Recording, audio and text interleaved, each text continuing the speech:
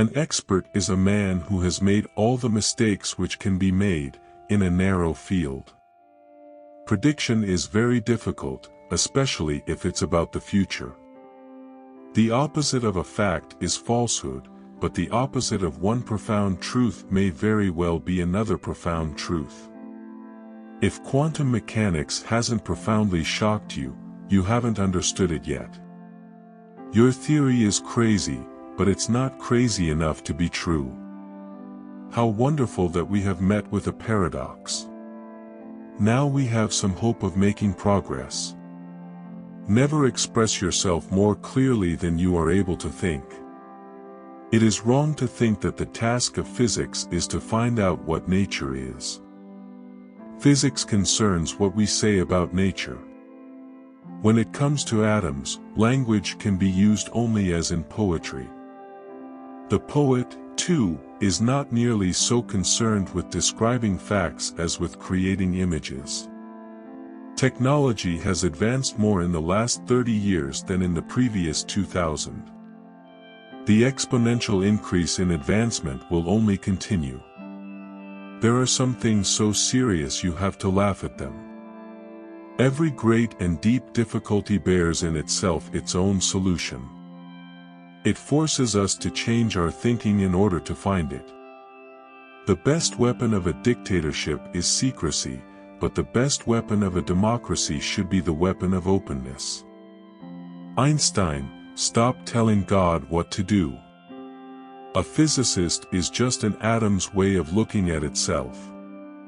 Every description of natural processes must be based on ideas that have been introduced and defined by classical theory. Every sentence I utter must be understood not as an affirmation, but as a question. Everything we call real is made of things that cannot be regarded as real. Opposites are not contradictory but complementary.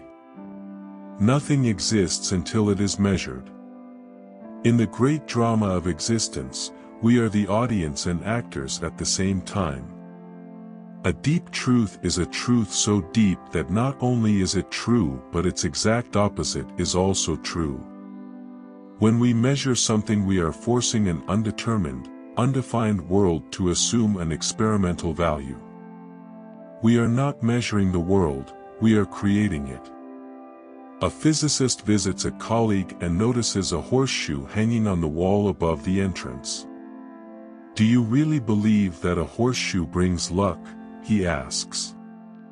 "No," replies the colleague, "but I've been told that it works even if you don't believe in it." The meaning of life consists of the fact that it makes no sense to say that life has no meaning. If an idea does not appear bizarre, there is no hope for it. We are trapped by language to such a degree that every attempt to formulate insight is a play on words.